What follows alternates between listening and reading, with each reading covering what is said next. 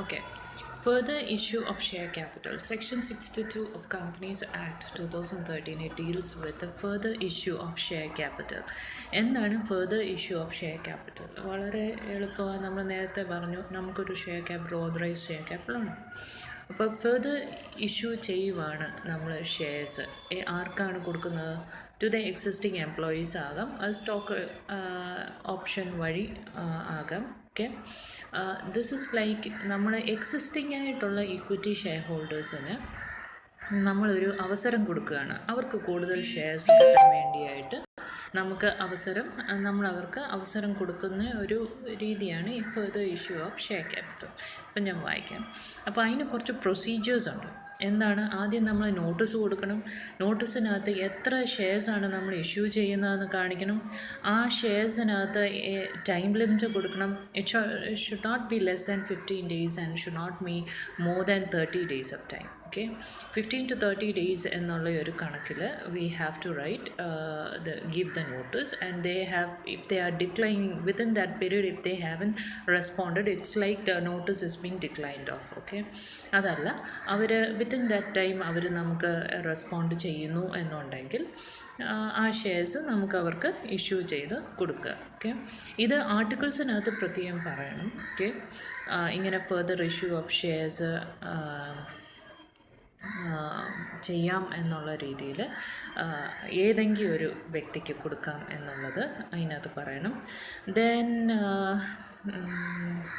What else? അതാണ് further issue of share capital. അതിനകത്ത് സത്യം പറഞ്ഞാൽ കൂടുതൽ കാര്യങ്ങളൊക്കെ അടങ്ങുന്നുണ്ട്. നിങ്ങൾക്ക് അതൊന്നും വലിയ ഡീറ്റെയിൽ ആയിട്ട് പഠിക്കേണ്ട, ചോദിക്കാറില്ല. അങ്ങനെ ചോദിച്ചാൽ തന്നെ നിങ്ങൾ ഇതെല്ലാം എഴുതുക. 62 അത് പറയുന്നത്. The persons who are holding the equity share capitals, already the holders of equity അല്ലെങ്കിൽ ഏത് share holders, they are given a right. Okay, അവർക്കൊരു ചാൻസ് കൊടുക്കുകയാണ് for further issues of shares. എങ്ങനെയാണ് ഒരു കമ്പനിയിൽ നമുക്ക് കൂടുതൽ പിടിപാട് കിട്ടുന്നത്? ഏറ്റവും കൂടുതൽ ഷെയർസ് ഉള്ളവർക്ക് കൂടുതൽ അത് കമ്പനി അഡ്മിനിസ്റ്റർ ചെയ്യാനുള്ള chances കിട്ടുവാണ്. So when a further issue of shares means you are going to hold more shares than you usually had. Maybe I had 10 shares and I'm going to have 10 more. That means I will be having a 20 shares of the company.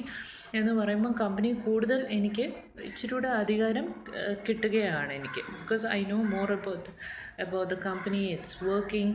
എനിക്ക് അതിനകത്ത് കൂടുതൽ പാർട്ടാവണമെന്നുണ്ട്, decision make ചെയ്യണമെന്നുണ്ട് എന്നൊക്കെ ഉണ്ടെങ്കിൽ എനിക്ക് കിട്ടുന്ന ഒരു ചാൻസാണ് ഇത്. ഓക്കെ, അപ്പോൾ കമ്പനിയിൽ എക്സിസ്റ്റിംഗ് ആയിട്ടുള്ള വ്യക്തികൾക്കൊരു എക്സ്പീരിയൻസ് ഉണ്ടല്ലോ കമ്പനിയെക്കുറിച്ച്. അപ്പോൾ അവർക്ക് വേണ്ടി ആദ്യം കൊടുക്കുക ഷെയർസ്. അവർക്കതിൽ താല്പര്യമുണ്ടെങ്കിൽ, കമ്പനിയുടെ വെൽബീയിങ് കൂടുതൽ അവർ താല്പര്യമുണ്ട്, അവർക്ക് ഇൻവോൾവ് ആവണമെന്നുള്ളപ്പോൾ അവർക്ക് കൂടുതലായിട്ട് ഉള്ള ഒരു ചാൻസ് കൊടുക്കുന്നതാണ് this further issue of share capital എന്നുള്ള ഒരു രീതി. ഓക്കെ, അത് ആർക്കും, ഏത് കമ്പനിക്കും പ്രൈവറ്റ് ലിമിറ്റഡിന് വരെയും പറ്റും. പിന്നെ പ്രൈവറ്റ് ലിമിറ്റഡിന് ചില കാര്യങ്ങൾ, അത് ഇതിനകത്ത് ഇതൊന്നും പറയുന്നില്ല, ഞാൻ ഞങ്ങൾക്ക് അറിയാൻ വേണ്ടി കുറച്ച് ഇൻഫർമേഷൻസ് തരാം. പ്രൈവറ്റ് ലിമിറ്റഡ് എന്ന് പറയുമ്പോൾ അതിനകത്ത് സ്പെഷ്യൽ റെസൊല്യൂഷൻ്റെ ആവശ്യമില്ല, നമുക്കറിയാമല്ലോ. ഓർഡിനറി റെസൊല്യൂഷൻ്റെ ആവശ്യമുള്ളൂ. അതിൽ നിന്നും പാസ്സാക്കുക, എന്നിട്ട് ഇഷ്യൂ ചെയ്യുക. ഒരു കാക്ക ഭയങ്കര ശല്യമാണ്. അപ്പോൾ ഫേർദർ അത് ഇഷ്യൂ ചെയ്യുക. അപ്പോൾ ഐ മെൻ്റ് അബൌട്ട് റെസൊല്യൂഷൻ. സ്പെഷ്യൽ റെസൊല്യൂഷൻ്റെ ആവശ്യമില്ല, ഓർഡിനറി റെസൊല്യൂഷൻ്റെ ആവശ്യമുള്ളൂ. അങ്ങനെ കുറച്ച് വേർഡിങ്സ് മാത്രം ഉള്ളതിൻ്റെ മാറ്റങ്ങളേ ഉള്ളൂ പ്രൈവറ്റ് കമ്പനി വരുമ്പോൾ. അല്ലാതെ പ്രൊസീജിയേഴ്സ് ആർ ഓൾ സെയിം. നോട്ടീസിൻ്റെ കാര്യം വരുമ്പോഴും അങ്ങനെ നോട്ടീസിനൊരു കാലാവധിയും ആ കാലാവധി അതിന് ശേഷം ഡിക്ലൈൻ ചെയ്യുന്നു, അങ്ങനൊരു എഫക്റ്റ് ഇല്ല. What you are taking you just inform it and go further എന്നുള്ള രീതിയിലുള്ള പ്രൊസീജിയേഴ്സേ ഉള്ളൂ പ്രൈവറ്റിന്. But you have to inform that you are going to further issue the shares എന്നുള്ളത്. Okay, to the register. അപ്പോൾ ഇതാണ് സത്യം പറഞ്ഞാൽ further issue of share capital.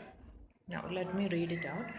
The right to administer a company is likely to be vested in a person or group of persons who are holding majority of the shares or voting rights in that company. അല്ലേ, എനിക്ക് കമ്പനിക്കകത്ത് 40 share ഉണ്ടെങ്കിൽ എനിക്ക് കൂടുതൽ right ഉണ്ട് കമ്പനിയെ നടത്താനും കടത്തിക്കൊണ്ട് പോകാനുമുള്ള rights ഉണ്ട്.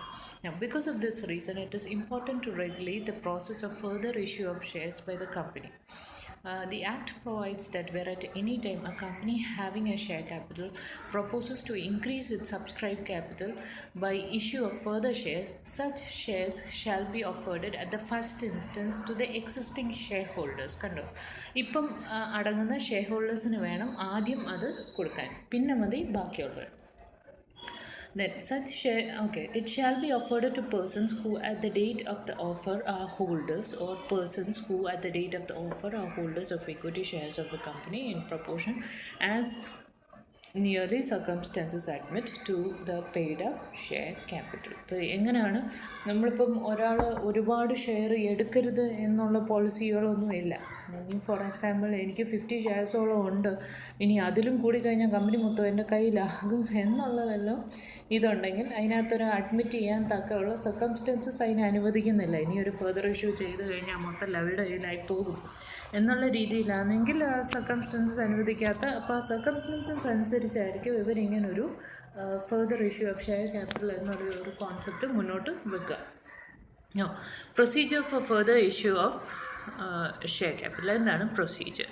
അപ്പോൾ നമ്മൾ ആദ്യം ചെയ്യേണ്ടത് offer a notice to the existing equity shareholders through registered postal അല്ലെങ്കിൽ സ്പീഡ് പോസ്റ്റ് വഴി, അല്ലെങ്കിൽ എന്തെങ്കിലും ഇലക്ട്രോണിക്കൽ മോഡ്. അത് ഓരോ കമ്പനി ഓരോ രീതിയിലായിരിക്കും തിരഞ്ഞെടുക്കുന്നത്. ചിലവർ രജിസ്റ്റേർഡ് പോസ്റ്റ് ആയിരിക്കും ആദ്യകാലം മുതൽ, ചിലവരാണെങ്കിൽ it would be by electronic mode. ചിലവരാണെങ്കിൽ കമ്പനിയുടെ വെബ്സൈറ്റിൽ കയറുക, അതിനകത്ത് നോട്ടീസുകളിടും. ഇപ്പം കമ്പൽസറിലി എവറി ലൈക്ക് സാറ്റർഡേ എന്തെങ്കിലും ഒരു ഡേയ്സ് പറയാമെന്ന് അവിടെ കയറുക, notifications will be set out there എന്ന് പറയും. അങ്ങനത്തെ ഡിസിഷൻസ് എടുക്കുന്നവരുണ്ട്. Then at least 3 days before the opening of the issue, subject to the following conditions. എന്താണ് following conditions? Number 1, the offer shall be made by notice. അതിനകത്ത് specify ചെയ്യണം the number of shares offered, limiting A time limit. ഞാൻ മുമ്പേ പറഞ്ഞ പോലെ within which the offer if accepted shall be deemed to have been, if not accepted shall be deemed to have been declined. The time limit shall not be less than 15 days and shall not exceed 30 days from the date of the offer. Offer വെച്ച് കഴിഞ്ഞ് അതിൽ നിന്നും 15 ദിവസമെങ്കിലും minimum കൊടുക്കണം. Maximum ഒരിക്കലും 30 ഡേയ്സിൽ കൂടുകയും ചെയ്യരുത്. ആ രീതിയിൽ വേണം ഡേറ്റ് ഓഫ് ഓഫർ ചെയ്യാൻ. എത്രയാണ് നമ്പർ ഓഫ് ഷെയർസ് എന്ന് അതിനകത്ത് കാണിക്കും. Unless the articles otherwise provide, offer aforesaid shall be deemed to include a right to renounce the shares offered to him in favor of any other person. The notice sent shall contain a statement of this right. ഇപ്പം ആർട്ടിക്കിൾസിനകത്ത് provide ചെയ്യുവാണെങ്കിൽ the offer aforesaid shall be deemed to include right to renounce the shares ഉണ്ട്. എൻ്റെ കയ്യിലൊരു share ഉണ്ട്, അത് renounce ചെയ്യാനുള്ള രീതി offered to him in favour of any other person. ഞാൻ വേറൊരു വ്യക്തിക്ക് വേണ്ടി അവന് വേണ്ടില്ല, അവയ്ക്ക് വേണ്ടി ഞാനൊരു 20 ഷെയർ പറയുന്നുവെന്ന് പറഞ്ഞാലും അതെനിക്ക് റിനൗൺസ് ചെയ്യാനുള്ള റൈറ്റും ആ നോട്ടീസിനകത്ത് ഉണ്ട്. Now, after expiry of the time specified in the notice aforesaid or on receipt of early intimation from the person to whom the notice is given that he declines to accept the shares offered, the board of directors may dispose of them in such manner which is not disadvantageous to the shareholders and the company. If they have applied for some shares and he didn't respond, അല്ലെങ്കിൽ he didn't respond during the period which was given to him, 15 days to 30 days കൊടുത്തിട്ട് അതിനകത്ത് respond ചെയ്തില്ല എന്നുണ്ടെങ്കിൽ അത് decline ചെയ്തതായാണ് കണക്കാക്കപ്പെടുന്നത്. അതായത് ഉദ്ദേശിക്കുന്നത് share shall be offered to the employees under a scheme of employee stock option subject to the special resolution passed by the company and subject to such conditions as may be prescribed. ആ ടൈമിൽ ഏത് രീതിയിലാണ് അവർ prescribe ചെയ്യുന്നത് ആ രീതിക്കനുസരിച്ച് ഉള്ള സ്കീമായിരിക്കും കൊടുക്കുന്നത്. അപ്പോൾ ഓരോ സ്കീമിന് ഓരോ ഉദ്ദേശം കാണും. ചിലപ്പം ആ സ്കീം ഒരു ട്രസ്റ്റ് ബിൽഡ് ചെയ്യാനും ട്രസ്റ്റ് വഴി ഉള്ള രീതിയിലും ആയിരിക്കാം ആ ഒരു സ്കീം അവർ ഉണ്ടാക്കുന്നത്. അപ്പം ആ സ്കീമിൻ്റേതായ കുറേ റൂൾസ് കാണും, ആ സ്കീമിൻ്റേതായ കുറേ പ്രിസ്ക്രൈബ്ഡ് കണ്ടീഷൻസും കാണും. ഈ കണ്ടീഷൻസും ആ റൂൾസും അതുപോലെ അതിനകത്ത് ആ സ്കീമിൻ്റെ പ്രത്യേകമായിട്ട് അതിനകത്ത് ലിസ്റ്റ് ചെയ്തിട്ടായിരിക്കും ഇവർ ഈ നോട്ടീസ് പുറത്തേക്ക് ഇറക്കുന്നത്. Now issue of shares to outsiders പുറത്തു നിന്നുള്ള ആൾക്കാർ, ഇപ്പോൾ അകത്തെ ആൾക്കാരെ കുറിച്ചാണ് നമ്മൾ പറഞ്ഞത്. When we are issuing it to the inside equity share ഹോൾഡേഴ്സിന് എല്ലാം അകത്തുള്ളവർക്ക് കൊടുക്കുമ്പോൾ അവർക്ക് വേണ്ട എന്നുണ്ടെന്നുണ്ടെങ്കിൽ അവർ ഡിക്ലൈൻ ചെയ്യാൻ ഒരു time കൊടുത്തിട്ടുണ്ടല്ലോ, from 15 days to 30 days. ആ 15 days to 30 days എന്നുള്ള ടൈമിൽ അവർ റെസ്പോണ്ട് ചെയ്തില്ല എന്നുണ്ടെങ്കിൽ അത് ഡിക്ലൈനായി പോയി. ഓക്കെ, ആ ഷെയർസ് ഇനി നമുക്ക് ഔട്ട്സൈഡേഴ്സിന് കൊടുക്കണമെന്നുണ്ടെങ്കിൽ ഏത് രീതിയാണ്? ഓക്കെ, നമ്മൾ സ്പെഷ്യൽ റെസൊല്യൂഷൻ പാസ്സാക്കണം. It's not ordinary resolution. Special resolution ഓർക്കുന്നുണ്ടല്ലോ, ഞാൻ പല ക്ലാസ്സിലും പറഞ്ഞാണ് 3/4 ഓഫ് ദ പീപ്പിളിൻ്റെ കൺസെൻറ്റ് കിട്ടുന്നതാണ് special resolution. Okay, whether or not those persons are existing share holders or employees entitle to stock option. ചിലപ്പം എക്സിസ്റ്റിംഗ് ഷെയർ ഹോൾഡേഴ്സ് ആയിരിക്കാം, അല്ലെങ്കിൽ employees entitle to stock option ആയിരിക്കാം, അല്ലെങ്കിൽ അല്ലായിരിക്കാം. ഇതിനും പുറമെയുള്ള ആൾക്കാർക്കായിരിക്കും ആ കൊടുക്കുന്നത്. It may be either for cash or for consideration other than cash. If the price of such shares is determined by a valuation report by a registered valuer subject to such conditions as may be prescribed. ഇനിയും ഒരു വാലുവേഷനൊക്കെ ചെയ്ത് ഒരു വാലുവേറ്റർ അതിനെ ഒരു registered വാലുവറിനെ കൊണ്ടുവന്നിട്ട് ആ പുള്ളി value ചെയ്തിട്ട് എടുക്കുന്ന ഒരു ടൈപ്പ് റിപ്പോർട്ടാണെങ്കിൽ ആ റിപ്പോർട്ട് അടിസ്ഥാനത്തിലും കണ്ടീഷൻ അടിസ്ഥാനത്തിലും നമുക്ക് ഔട്ട്സൈഡേഴ്സിനും ഇത് കൊടുക്കാം. Okay, now converting debenture to shares. പിന്നെ രണ്ട് കാര്യങ്ങൾ, government converting loan or debentures to shares. ഇനി എൻ്റെ കയ്യിൽ നിന്ന് കുറേ രൂപ കമ്പനി മേടിച്ചെന്നിരിക്കട്ടെ.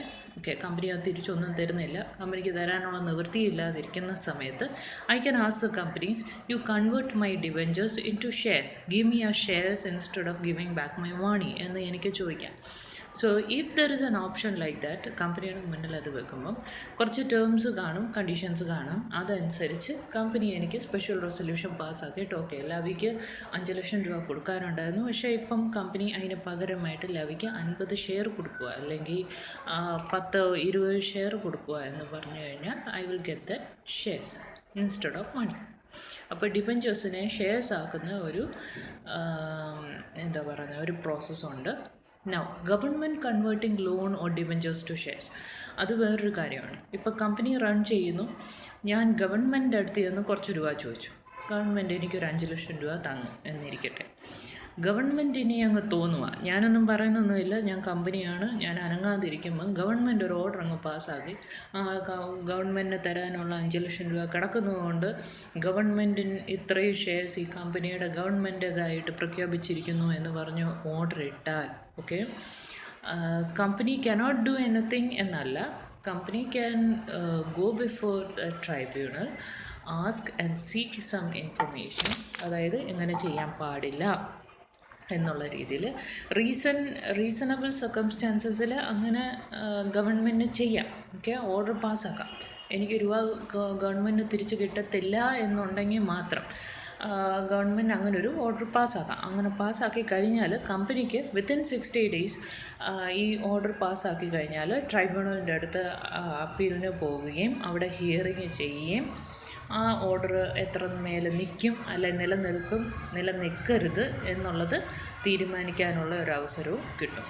ഓക്കെ, അപ്പോൾ ഇതാണ് the converting debentures to shares and government converting loan or debentures to shares. Okay, ഞാനത് വായിക്കാം. Sometimes the terms attached to debentures issued or loan issued by a company may provide for an option to convert such debentures or loans into shares in the company.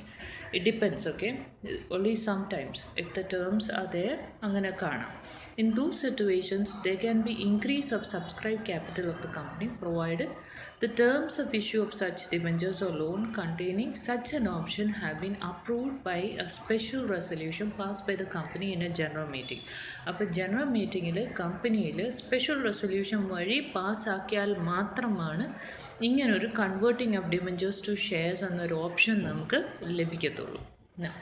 Government converting loan or debentures to shares, അതിനകത്ത് അങ്ങനെ ഒരു option ഇല്ലെങ്കിൽ തന്നെ okay, ഇങ്ങനെ special resolution വഴി പാസ്സാക്കുകയില്ലെങ്കിൽ തന്നെ government Zomato വന്ന് അങ്ങ് പാസ്സാക്കാം, അങ്ങനെ ഒരു ഓർഡർ ഇടാം.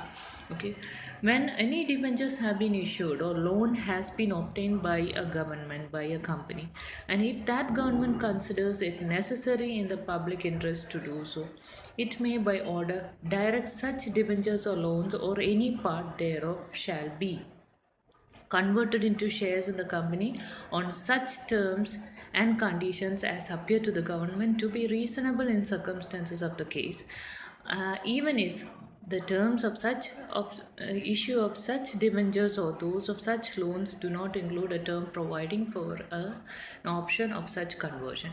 ഞാൻ ഗവൺമെൻറ്റിൻ്റെ കയ്യിൽ നിന്ന് ലോൺ എടുക്കുമ്പോൾ അങ്ങനൊരു ഓപ്ഷൻ അതിനകത്തില്ല എന്നുണ്ടെങ്കിൽ തന്നെയും ഗവൺമെൻറ്റിന് due to reasonable circumstances government can convert these debentures into shares. അങ്ങനെ ഗവൺമെൻറ് അതിനുള്ള However, if the terms and conditions and conversions are not acceptable to the company, it may. അതാണ് ഞാൻ പറഞ്ഞത്. അങ്ങനെ ഒരു order പാസ്സാക്കിയാൽ within 60 days it can, from the date of communication of that order, can appeal to the tribunal, okay, which shall, after hearing the company and the government, shall pass at order which as it deems fit.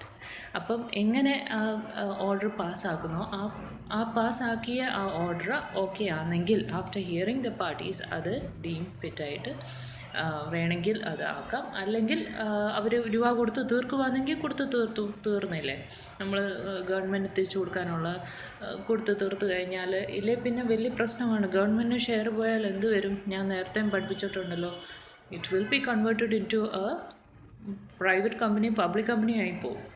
മനസ്സിലായി? അപ്പോൾ government കയ്യിൽ നിന്ന് രൂപയൊക്കെ ലോണായിട്ട് നമ്മൾ എടുക്കുമ്പോൾ വളരെ സൂക്ഷിക്കണം. അതിനകത്ത് ടേംസ് ആൻഡ് കണ്ടീഷൻസ് ഇല്ലെങ്കിൽ തന്നെയും വല്ലതും കടങ്ങളോ കാര്യങ്ങളോ ബാക്കി ഉണ്ടെങ്കിൽ ഈ രീതിയിലായിരിക്കും അത് നടപ്പിലാക്കുക. അങ്ങനെ മിക്ക കമ്പനീസും, ചില പ്രൈവറ്റ് കമ്പനീസൊക്കെ പബ്ലിക്കായി പോകുന്നതിൻ്റെയൊക്കെ കാരണങ്ങൾ ഇതായിരിക്കും. ഡ്യൂ എമൗണ്ട്സ് വല്ലതും ഉണ്ടെങ്കിൽ തന്നെയും, പ്രോജക്റ്റ് വല്ലതും ഏറ്റെടുത്ത് ഡ്യൂ എമൗണ്ട്സ് ഉണ്ടെങ്കിൽ തന്നെയും അത് കൊടുക്കാൻ ബാധ്യസ്ഥരായി നിൽക്കുമ്പോൾ നമ്മൾ കൊടുക്കാൻ താമസിച്ചാൽ തന്നെയും ഗവൺമെൻറ് അങ്ങനെ ഓർഡർ പാസ്സാക്കാം. അപ്പം നമ്മളെന്ത് പറ്റും? നമ്മളെ പ്രഷറൈസ് ചെയ്യുകയാണ്, എത്രയും പെട്ടെന്ന് നമുക്ക് ആ രൂപ തിരിച്ചു കൊടുക്കണം, അല്ലെങ്കിൽ നമ്മുടെ കമ്പനി ഗവൺമെൻറ് ആയിപ്പോവും എന്നുള്ള ഇതിൽ.